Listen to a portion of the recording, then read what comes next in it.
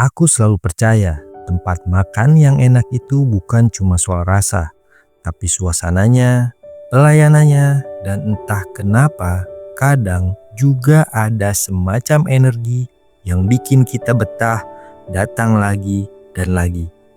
Dan bagi aku, tempat itu adalah warung makan Busari. Sebuah rumah makan sederhana di pinggir jalan arah keluar kota.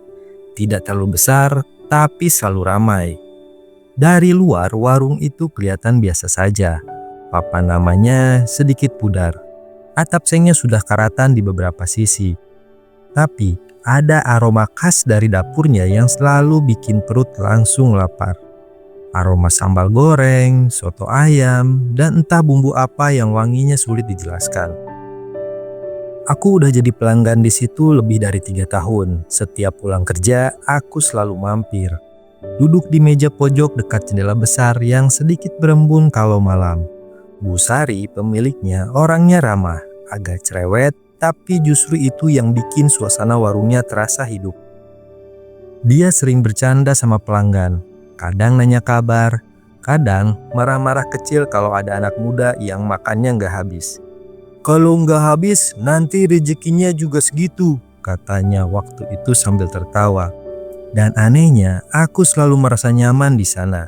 Bahkan di saat hujan deras, ketika lampu jalanan mulai redup dan suara petir menggema dari jauh, tempat itu tetap terasa hangat. Tapi semua mulai berubah di bulan Juni tahun lalu.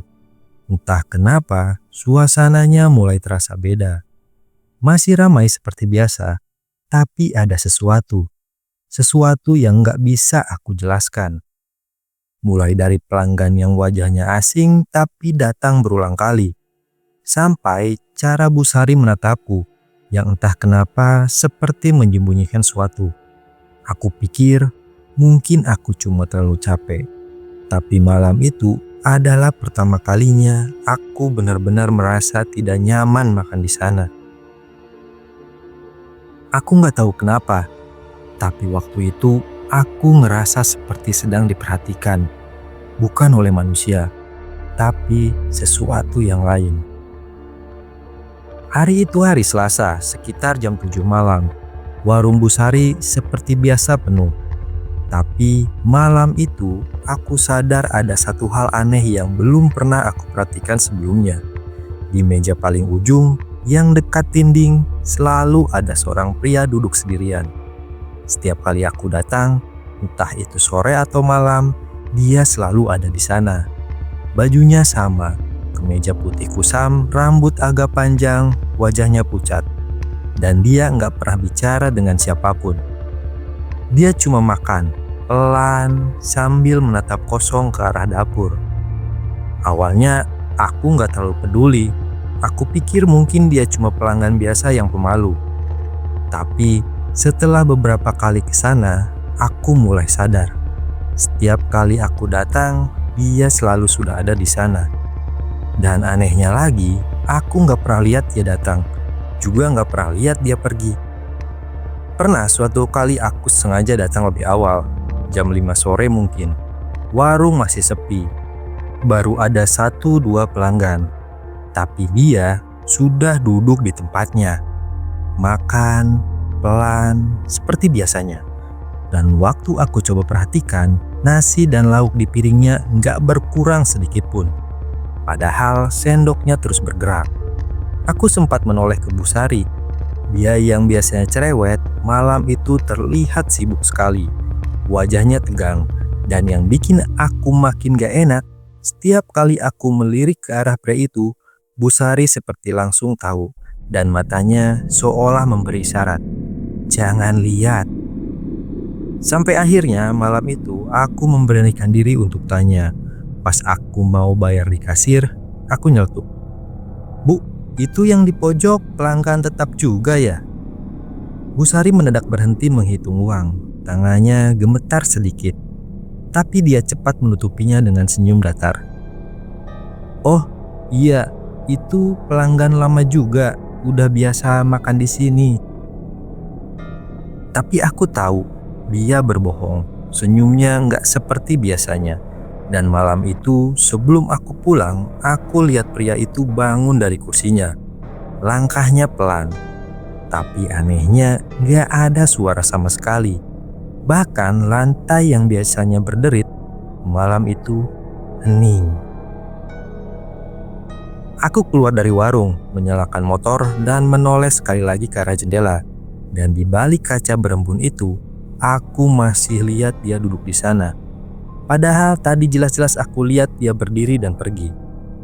Malam itu aku gak bisa tidur. Dan sejak saat itu, aku mulai memperhatikan hal-hal kecil di warung Bu Sari. Hal-hal yang seharusnya gak mungkin. Tapi entah kenapa, terjadi begitu saja.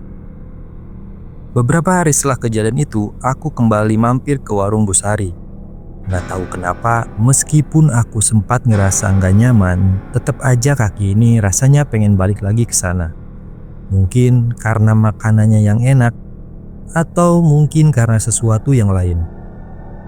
Sesuatu yang mungkin bikin aku ketarik tanpa sadar. Waktu itu suasananya agak beda. Warungnya masih ramai, tapi udaranya berat. Begitu aku duduk, aku mencium sesuatu. Bau yang aneh. Mirip seperti bau dupa yang terbakar, tapi bercampur dengan aroma anyir, seperti darah yang kering di udara lembab.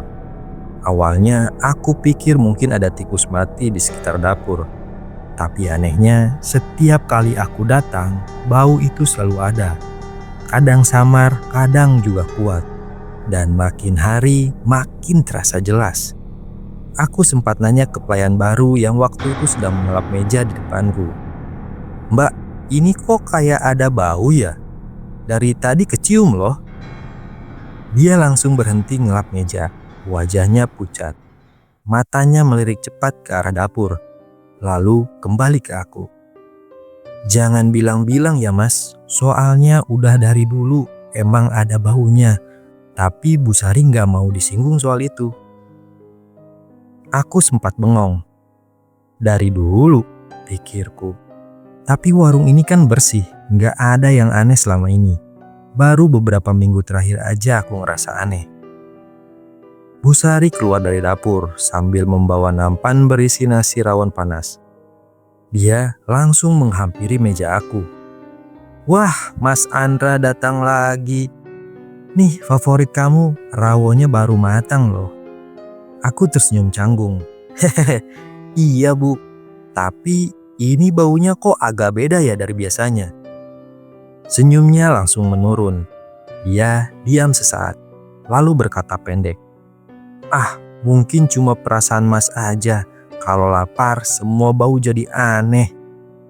Nada suaranya agak dingin. Senyumnya gak tulus seperti dulu.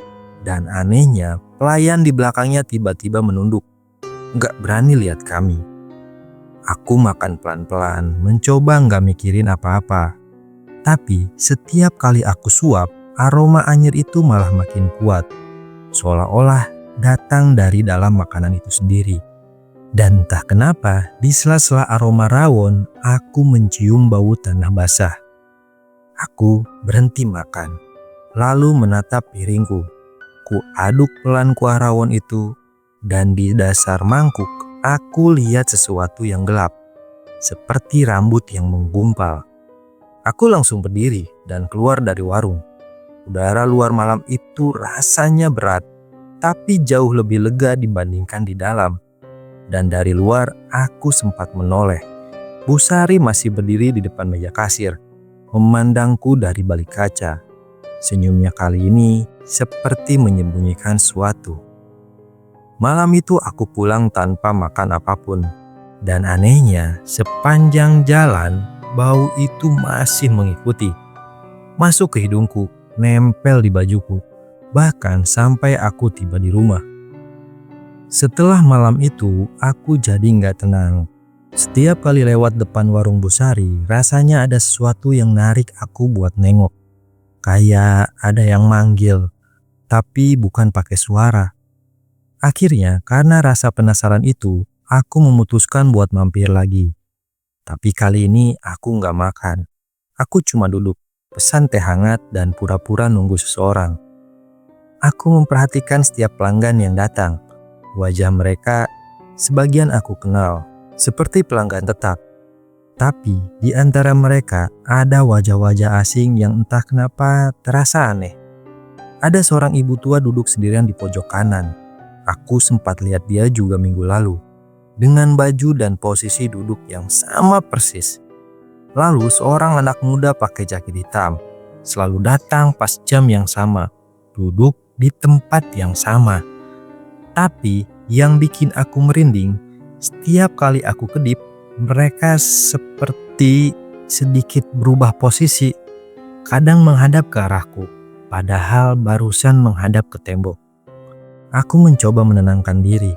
Kupalingkan pandangan dan akhirnya kuperhatikan buku catatan kasir yang ada di meja depan. Iseng, aku pura-pura ke kasir dan bilang, "Bu, boleh saya titip uang dulu buat teman saya? Dia katanya mau nyusul makan di sini nanti." Bu Sari menatapku sebentar, senyumnya datar. "Oh, ya boleh, nanti saya catat di buku kas ya." Begitu dia ke dapur, aku sempat melirik ke buku itu. Nama-nama pelanggan tertulis rapi di sana. Waktu makan, menu, jumlah bayar. Tapi anehnya, gak ada satupun nama yang aku kenal. Padahal aku tahu beberapa pelanggan tetap. Bahkan beberapa teman kantor juga sering makan di situ. Dan yang bikin aku gemetar, di halaman paling bawah buku itu ada satu catatan yang sudah pudar. Malam Jumat hanya untuk yang datang sendiri. Tertulis di sana. Aku menutup buku itu pelan, pura-pura nggak lihat apa-apa. Tapi pas aku mau jalan balik ke meja, Bu Sari udah berdiri di belakangku. "Mas Andra, kalau mau nitip uang nggak perlu sampai buka-buka buku saya." Nada suaranya nggak marah, tapi juga bukan nada orang biasa.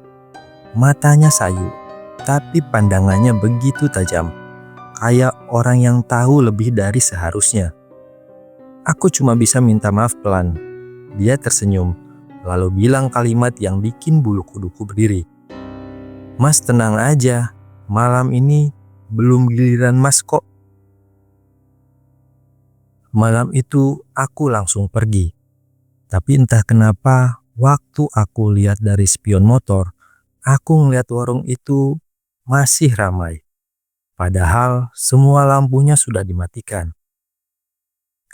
Sejak malam itu aku berusaha nggak lewat depan warung itu lagi. Tapi anehnya setiap aku pulang kerja, arah motorku selalu aja ke sana. Kayak tubuhku bergerak sendiri. Entah karena kebiasaan atau karena sesuatu yang lebih dari itu. Suatu malam sekitar jam 9 aku masih di jalan. Hujan baru saja reda. Udaranya lembab dan kabut tipis mulai turun. Tanpa sadar aku udah sampai di depan warung Bu Sari. Lampu depan warung mati. Pintu tertutup. Tapi dari dalam terdengar suara sendok beradu. Tawa pelan dan langkah kaki orang banyak. Aku berhenti. Kupikir mungkin masih buka. Tapi jam di ponselku menunjukkan 22.37. Bu Sari biasanya tutup jam 8 malam. Kuperhatikan dari luar. Lewat celah tirai jendela, aku lihat bayangan orang-orang duduk di meja. Siluet mereka seperti bergerak, seperti sedang makan. Tapi yang aneh, bayangan mereka nggak punya pantulan di kaca. Aku berdiri di sana beberapa detik, mencoba meyakinkan diri kalau aku salah lihat. Sampai akhirnya salah satu kepala dari siluet itu menoleh ke arahku. Cepet banget dan aku sadar mata itu menatap langsung ke arahku dari balik tirai. Refleks aku mundur, jantungku berdegup keras. Lalu suara dari dalam warung berhenti. Benar-benar hening. Gak ada lagi tawa, gak ada suara piring, gak ada apapun. Tapi di keheningan itu ada satu suara yang masih jelas terdengar. Bunyi langkah kaki mendekat dari dalam warung. Aku gak berani bergerak, Sampai akhirnya pintu warung itu terbuka pelan. Dan yang keluar bukan Bu Sari, bukan juga pelanggan, tapi seorang pria yang dulu selalu duduk di pojok dengan kemeja putih lusuh dan wajah pucatnya. Dia berdiri di ambang pintu tanpa ekspresi, dan di belakangnya aku lihat sekilas meja-meja kosong. Gak ada satu orang pun di dalam. Tapi semua piring dan gelas masih penuh makanan.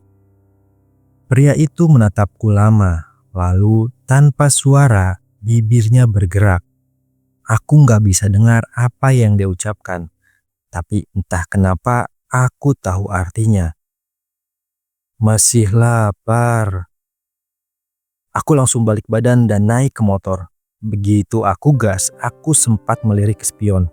Dan yang kulihat bukan satu orang, tapi banyak wajah menatap dari balik kaca jendela. Wajah pucat tanpa mata, tapi semuanya tersenyum. Sejak malam itu aku benar-benar gak berani lewat sana lagi. Tapi yang bikin aku takut, setiap kali aku makan di tempat lain, rasanya gak pernah senikmat dulu. Dan kadang kalau aku lagi makan sendirian, aku masih bisa mencium bau rawon itu, bau tanah basah, dan suara sendok beradu piring. Entah dari mana datangnya. 2 hari setelah kejadian malam itu, aku gak bisa tenang. Kepalaku penuh dengan pertanyaan tentang warung itu, tentang Bu Sari, dan tentang pria berwajah pucat yang menatapku dari ambang pintu. Aku coba tanya-tanya ke orang sekitar. Awalnya semua orang diam, kayak mereka takut ngomongin sesuatu. Sampai akhirnya salah satu tukang ojek tua di pangkalan depan pasar pelan-pelan buka suara. Kamu bilang warung Bu Sari masih buka? Itu mustahil, nak. Aku menatapnya, bingung. Maksudnya, Pak? Dia menatapku lama, lalu menarik napas panjang. Warung itu udah gak ada sejak kebakaran 7 tahun lalu. Aku pikir bapak itu bercanda. Tapi waktu dia tunjuk arah warung itu, aku langsung merinding. Yang kulihat bukan warung, melainkan tanah kosong dengan sisa pondasi hitam terbakar. Ada papan kecil bertuliskan, tanah ini dalam sengketa, sudah miring dan dipenuhi lumut. Aku berjalan mendekat, masih bisa kulihat bekas ubin warung itu di bawah rumput liar. Dan yang paling aneh, di tengah-tengah reruntuhan itu, ada satu wajan besar yang masih tergeletak di atas tungku batu. Masih utuh, masih hitam legam. Aku jongkok memperhatikan bagian dalamnya. Di dasar wajan itu ada bekas kerak merah kehitaman. Awalnya kukira karat, tapi setelah kundus, bau itu bau anyir, seperti darah basi yang sudah lama mengering. Aku spontan mundur, hampir jatuh. Dan dari belakang suara bapak ojek tadi terdengar lagi. Bu Sari dulu baik, nak. Tapi setelah suaminya meninggal, dia berubah. Dia suka ngumpulin sisa makanan dari kuburan belakang pasar. Katanya itu buat bumbu rahasia. Kuburan belakang pasar? Aku gak tahu mana yang lebih menakutkan. Cerita itu atau kenyataan bahwa rasa rawon Bu Sari memang terlalu enak untuk makanan biasa. Aku melangkah mundur perlahan, dan saat aku menatap wajan itu sekali lagi, aku lihat sesuatu di dalamnya. Cairan hitam pekat bergerak pelan seperti sedang mendidih. Padahal aku tahu, tungku itu dingin. Aku terpaku. Dari permukaan cairan itu perlahan muncul bayangan wajah seseorang. Wajah pria pucat yang kemarin berdiri di ambang pintu. Dan kali ini dia tersenyum lebar, memperlihatkan gigi yang gosong terbakar. Aku langsung lari, dan dari kejauhan aku masih bisa dengar suara logam beradu dari arah runtuhan itu. seolah ada yang sedang mengaduk sesuatu di dalam wajan. Malamnya aku demam tinggi, dan setiap kali aku memejamkan mata, aku selalu melihat wajah itu, tersenyum, mengaduk, dan berbisik, "Masih lapar." Aku nggak tahu apa yang mendorongku malam itu untuk datang ke sana. Mungkin rasa penasaran, atau rasa takut yang justru memaksaku mencari jawabannya sendiri. Kuburan belakang pasar, tempat yang disebut si Bapak Ojek. Aku tahu lokasinya, karena dari dulu setiap lewat sana aku selalu mencium bau yang aneh. Bukan bau bangkai, tapi semacam aroma bumbu dapur yang seperti basi. Tempat itu sepi, hanya ada beberapa nisan tua, sebagian miring, sebagian retak. Lampu jalan nggak sampai ke sini. Yang menerangi cuma sinar bulan yang terhalang awan tipis. Aku bawa senter kecil, dan setiap kali kuarahkan ke nisan-nisan itu, selalu saja muncul bekas seperti galian baru, seolah ada yang sering menggali tanah di situ. Aku mendekat ke satu gundukan yang masih lembek. Ada bekas abu gosong di atasnya, dan tepat di sampingnya ada sesuatu yang bikin seluruh tubuhku kaku. Sebuah mangkok putih masih berisi sisa makanan, soto yang aromanya sama persis dengan masakan Busari. Aku berjongkok, menyorotkan senter ke dalam mangkok. Ada sesuatu di dasar kuahnya, potongan kecil seperti daging. Tapi bentuknya aneh, lebih mirip ujung jari manusia. Aku mundur dengan cepat, hampir menjatuhkan senter, tapi dari arah belakang terdengar suara langkah pelan, sangat pelan dan berat. Aku tahu langkah itu, langkah seseorang yang pakai sandal karet menyeret di tanah basah. Langkah yang dulu sering kudengar setiap kali Busari keluar dari dapur. Aku berbalik pelan, dan di bawah cahaya bulan yang redup, aku melihatnya. Busari masih dengan baju dasternya yang sama, tapi kini seluruh tubuhnya basah berlumpur, matanya kosong. Kulit wajahnya pucat seperti tanah, dan di tangannya ada panci besar, masih meneteskan cairan berwarna hitam. "Kamu suka kan masakan ibu?" Aku tak bisa bicara lagi. Aku hanya berdiri kaku, menatap cairan di panci itu. Ada sesuatu yang mengapung di dalamnya. Sebuah nama pelanggan, ditulis di kertas berminyak, dan di antaranya aku melihat namaku sendiri. Aku ingin lari, tapi kakiku tidak bisa digerakkan. Rasanya seperti tanah di bawahku menahan langkahku. Busari mendekat perlahan, mengulurkan sendok panjang ke arahku, dan dengan senyum mengerikan dia berkata, "Sekali makan di sini, nak, kamu gak akan bisa berhenti." Aku menjerit, entah karena takut atau karena tubuhku terasa terbakar. Dunia di sekitarku berubah jadi gelap total, dan suara terakhir yang kudengar adalah suara sendok beradu dengan mangkok, disertai tawa Busari yang makin lama makin jauh, makin serak, dan akhirnya hilang. Mereka bilang kadang bau rawon itu masih tercium dari arah tanah kosong di pinggir jalan. Katanya kalau kamu berhenti di situ waktu hujan turun, kamu bisa lihat siluet perempuan sedang masak di antara kabut. Tapi jangan pernah mendekat, karena kalau kamu terlalu lama menatapnya, dia akan menoleh balik dan bertanya, "Mau makan di sini lagi, nak?" Sudah setahun berlalu sejak malam itu. Aku pindah dari kota itu, menjual motorku, meninggalkan semua yang bisa mengingatkanku pada tempat itu. Aku pikir setelah jauh semuanya akan hilang, tapi nyatanya tidak semudah itu.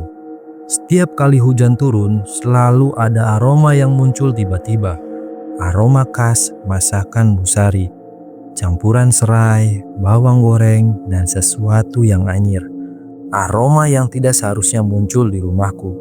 Awalnya aku pikir cuma sugesti. Sampai suatu malam aku terbangun karena mendengar suara sendok beradu dengan mangkok di dapur.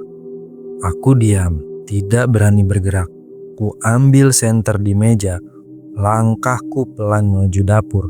Dan saat ku arahkan cahaya ke meja makan, ada mangkuk putih di atasnya. Mangkuk yang sama dengan tulisan kecil di bibirnya, Warung Bu Sari. Aku tidak tahu siapa yang meletakkannya, tapi uap panas masih keluar dari dalamnya. Aku menatap isinya, rawon hitam, kental, aromanya menggoda. Entah kenapa tanganku gemetar, tapi tubuhku bergerak sendiri. Aku duduk, mengambil sendok, dan begitu sendok itu menyentuh bibirku, aku mendengar suara lirih dari arah jendela. Suara perempuan, pelan tapi jelas. Nah, begitu nak, makan yang banyak ya. Aku terdiam, tangan kiriku menegang, dan ketika aku menoleh ke arah jendela, ada bayangan perempuan berdiri di luar. Daster basah, rambut menutupi sebagian wajah. Dia tersenyum dan mengangkat panci besar di tangannya. Aku menjatuhkan sendok, tapi suaranya tidak terdengar. Semuanya senyap, kecuali bisikan yang makin lama makin mendekat dan aroma yang makin kuat. Sejak malam itu aku nggak pernah makan di luar lagi, tapi anehnya setiap kali aku masak sendiri, aromanya selalu sama, selalu seperti masakan Bu Sari. Beberapa pelanggan percaya makanan yang terlalu enak kadang bukan karena resepnya, tapi karena siapa yang dimasak. Oke, cukup sekian untuk cerita kali ini. Semoga kalian terhibur. Terima kasih yang sudah klik video ini. Sampai jumpa di cerita berikutnya. Ciao!